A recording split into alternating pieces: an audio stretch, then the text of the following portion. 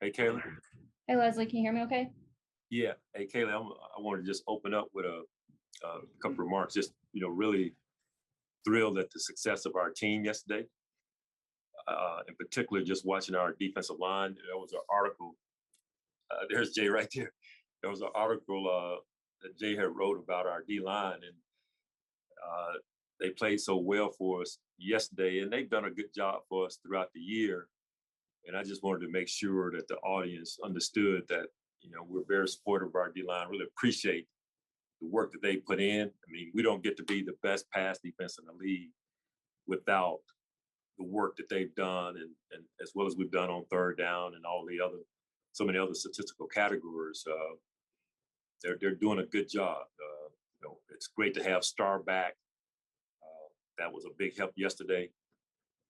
It's good to see the maturation of Greg Russo and Carlos Basher, watching those guys grow and develop, along with the development of Ed Oliver. And then you have a Mario Addison, Jerry Hughes there to kind of bring those guys along and help them. And they're doing some good things. And, hopefully we can just continue to move forward and grow as a group. And just really pleased with the production that they gave us yesterday. But I just wanted to make sure that the audience understood that we liked a lot of the things that our D-line is doing and have been doing throughout the season. And, we just expect to finish strong here in the month of December and just keep moving forward as a group. Thanks, Leslie. You ready to get into questions? Yes. All right, great. We'll start with Matt then. Good afternoon, Leslie. How are you? Hey, Matt, how are you? I'm great. To your point, I mean, this is a defense. It's hard to poke holes in it. I mean, you guys have been really, really good all season long. The one area, tackling, missed tackles, you guys are near the top of the league in terms of missed tackles. Talked to a couple guys about it the last couple of days. Played Tampa Bay. Leonard Fournette came out and said, we knew they weren't a good tackling team. So I know for a group that's as, good and as prideful as you are with a lot of veterans, how does that sit? And what are those conversations like in the room as you try to maybe fix some of those things? Yeah, we take a lot of pride in our tackling and really, doing all we can to create negative plays, Matt. And we've traditionally been near the top of the league and creating negative plays in early downs. And there's a little bit of give or take, it seems, with us doing that, because we've also had to miss tackles along the way. And we'll continue to work on and try to improve on that part of it, because in order to be a good run defense, you got to be a good tackling defense as well. And, so we want to improve that. We want to make sure we're getting guys to the ball. And then once we're there, making that tackle, and not always leading it on one guy to make the tackle, but getting population around the ball to limit the explosive runs in particular. Mm-hmm. In terms of your run defense, Harrison Phillips seems like he's been really popping off, the screen the last couple of games. Is this that period of time now where he's kind of back to where he was before the injury and giving you guys, what was starting to look like in 19, starter level contributions? And it seems like he might be back at that point. Yeah, yes, I'm glad you pointed that out. He's really playing well for us. He had a really good game yesterday, made some really key plays for us in the run game. And, he's battled through injuries and fought back. And he's probably playing as close to what he was prior to the injury as he's been at any point. So it's exciting to see his development, and he's playing free now. He's playing with confidence and just doing a lot of good things to make all of us feel really good about his production, as well as helping our defense in the run game. Mm-hmm. And if I could, one more quick one, just in case I can't get back in. Afi Obata, obviously a huge game yesterday. He's had some contributions on, limited opportunities, it's like a lot of guys on your team. Is he somebody that maybe might be earning a little bit more? Yeah, I mean, he's had, as you mentioned, some games where he splashed and made some good plays for us. I think back to even the KC game, and that was a while back, but he had some big plays in that game for us. And obviously yesterday had a major contribution to the success of our team yesterday. So he's one of those guys who, we'll continue to bring along. He got banged up there for a period and had to miss a game. I mean, I think it was on a Friday before a game. We were counting on him, and then all of a sudden he couldn't play. But when he's been available and up, he's done a good job for us. So we want to just continue to bring him along and keep him in the rotation as best we can. Thanks, Leslie. Merry Christmas. You're welcome. Thanks, Matt. Hi, Leslie. Good afternoon. How you doing? Hey, good. How are you? Good. Matt Milano seems to always be around the football, and he has a career high 14 tackles for loss so far this season. What have you seen out of Milano as of late? Yeah, it just seems like he's playing with so much more confidence on the field. And part of it is, he's been in this system now for 4 or 5 years. So he's very comfortable with Tremaine, who is his side mate, along with, having a group of guys around him that he's comfortable with. I think that has a lot to do with the way he plays. He plays fast, he plays physical, very productive, as you mentioned. And he's having an outstanding season, an impact season. And I'm glad that Brandon Bean and Sean, got him re-signed. It's really been good for our defense. Thank you. You're welcome.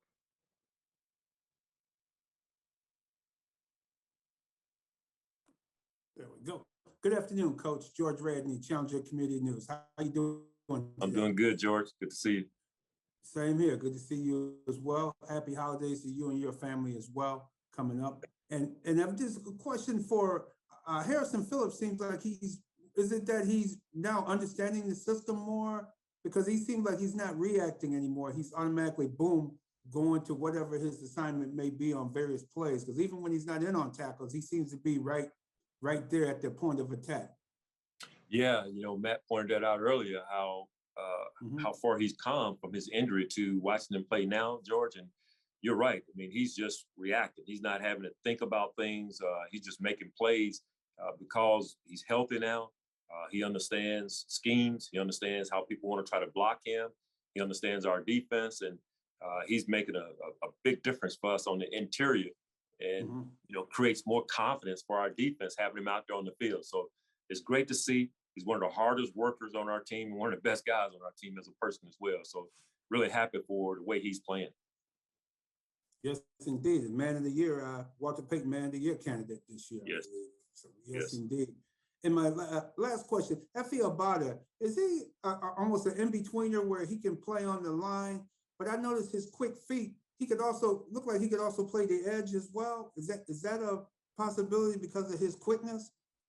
Yeah, you're right on. I mean, he's a guy who we line up inside at times and we line him up outside and rush off the edge. So he gives us that kind of flexibility, which is one of the reasons we wanted to get him signed in the offseason. And what better team to have a great day of production than your old team, the Carolina Panthers. He did a terrific job for us yesterday, and we moved him inside and outside, just like you're describing, because of the flexibility he gives us on the D-line. And coming up with New England this week, and after seeing the game last week with the Colts and seeing their passing game, it looks like you're starting to do more even gambling at the line with the Milano, with guys filling those gaps to stop the run, maybe give up on go after the run more, forcing them into a passing game. We still want to be sound in what we do in defending the run and not giving up explosive passes. I mean, that's a big deal for us. And against New England, we're going to have to be able to deal with their run game for sure. But they're capable of passing the football. They got good receivers, got a good young quarterback. Their backs catch the ball out of the backfield. So we're going to have to be able to do both. We're going to have to be able to defend the run as well as defend the pass when we line up against them. Excellent. Thank you very much. Happy holidays. Happy Kwanzaa to you. And look forward to this weekend. Good luck this weekend up in Foxborough. Thank you.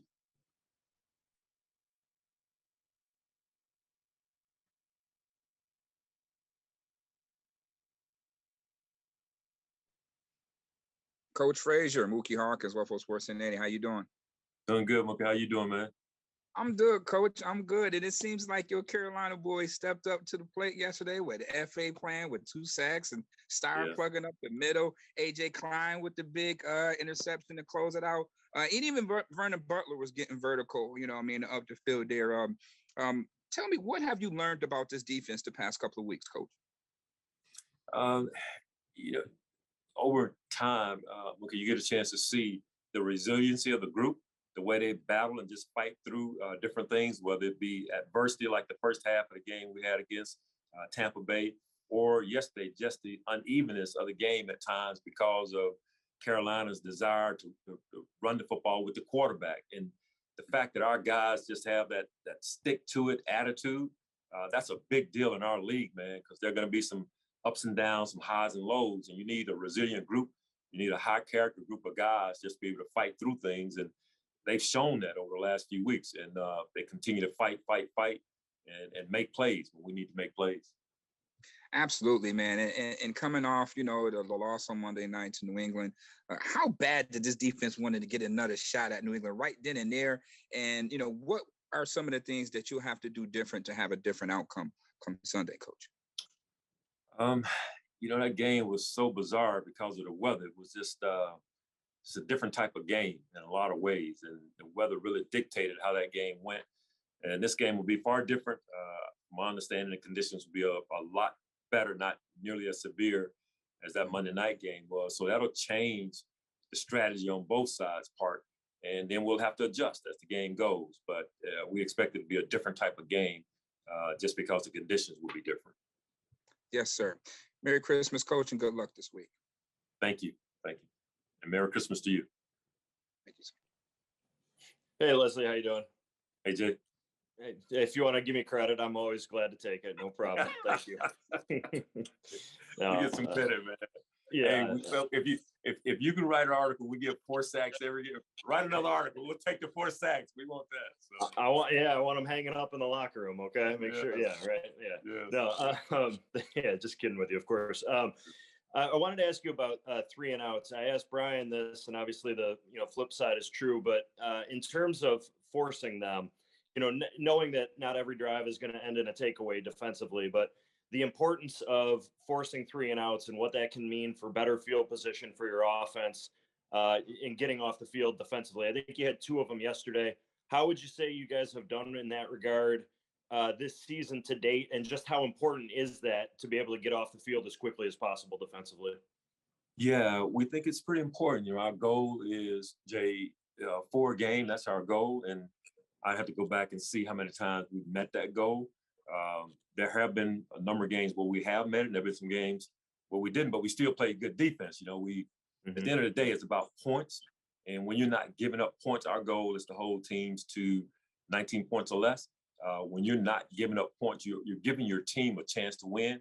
You love to be able to get 3 and outs, force a team to punt, give you offense opportunities.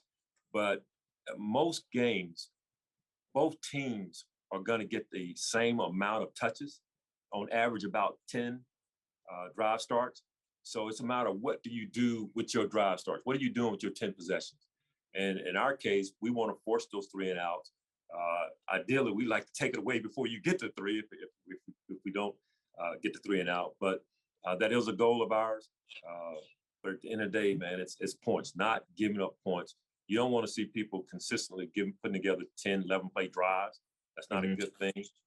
But if you can take it away and you're not giving up points, you're giving your team a chance to win. Yeah. Thanks, Leslie. I appreciate the insight as always. Yes, no problem. Hi, Leslie. One quick last one. Mac Jones, obviously didn't see a lot of him the first time around.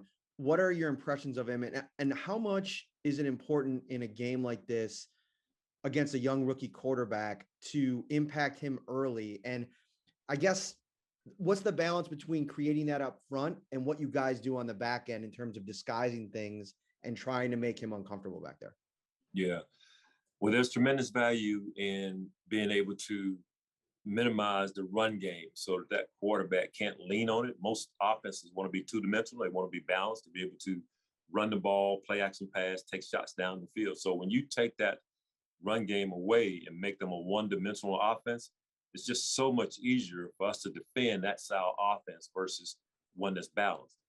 Now, the second part of your question, the disguise really, really helped our pass defense. And our safeties do a terrific job in making things hard for any quarterback, veteran or young quarterback, to determine whether or not we're playing this coverage or that coverage. And I think that has a lot to do, Matt, with why we're ranked as high as we are in pass defense this season and traditionally over the years, because Jordan and Micah do such a great job of disguising and buying our pass rush another second to disrupt. And we're ranked really high in disruptions. And a lot of it has to do with what happens on the back end as well as what goes on up front. Thanks, Leslie. Appreciate it. You're welcome. Thanks, Leslie. That's all we have for today. Okay, thanks, guys.